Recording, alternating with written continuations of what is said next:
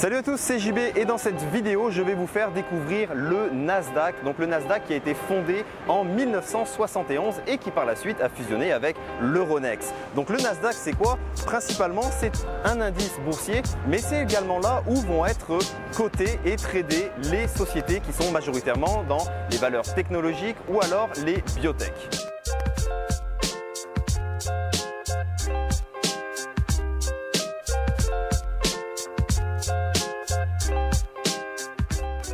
Donc le Nasdaq, c'est l'acronyme pour National Association of Securities Dealer Automated Quotation. Si on traduit ça en français, ça donne le système de cotation automatisé de l'Association nationale des négociants boursiers. Donc le Nasdaq, ça a été créé en 1971. C'est le premier et le plus gros marché automatisé au monde et c'est le deuxième plus gros marché en Amérique du Nord, donc aux États-Unis, après le NYSE qui est le New York Stock Exchange.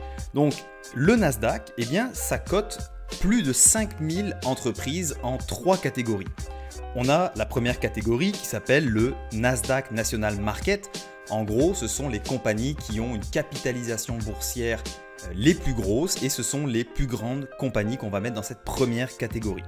La deuxième catégorie, c'est ce qu'on va appeler le Nasdaq Small Cap Market. Donc ce sont des actions qui n'ont pas assez de capitaux, n'ont pas une assez grosse capitalisation boursière pour rentrer dans la première catégorie. Et en général, ce sont des actions qui vont avoir une valeur moindre que la première catégorie. La troisième, c'est ce qu'on appelle le Nasdaq OTC. Donc c'est les over the counter. Ce sont les actions qui ne rencontrent pas les exigences pour être cotées au Nasdaq, mais qu'on va quand même autoriser à être transigées au sein du Nasdaq. Donc en général, ce sont des actions qui vont coûter quelques cents. Donc au même titre que le Dow Jones et le S&P 500, eh bien toutes les actions qui vont être cotées au Nasdaq, et vous voyez qu'il y en a énormément, eh bien ça va faire ce qu'on appelle le Nasdaq Composite, qui est un indice qui est tradable sur les contrats futurs et aussi sur les micro-contrats. Quelques faits intéressants. Donc 1971, création du Nasdaq. En 1980, on a une IPO iconique des entreprises américaines. C'est Apple qui fait son introduction en bourse et qui est une des sociétés qui a quand même marqué le quotidien de milliards de personnes depuis les 50 dernières années. En 1985, lancement de l'indice Nasdaq Composite. 1986, de plus grandes entreprises sont cotées au sein du Nasdaq. Je pense à Cisco, je pense à Amazon et je pense aussi à Microsoft.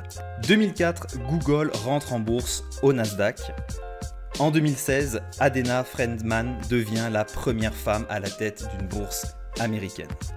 Nasdaq, c'est aussi un endroit où on va trouver une mine d'informations, c'est-à-dire les chaînes de télévision. Juste derrière moi, vous avez le studio où nous allons parler de toutes les actions, où est-ce qu'on va parler vraiment de toute l'actualité financière, principalement sur les biotech et les actions qui sont cotées dans valeurs technologiques.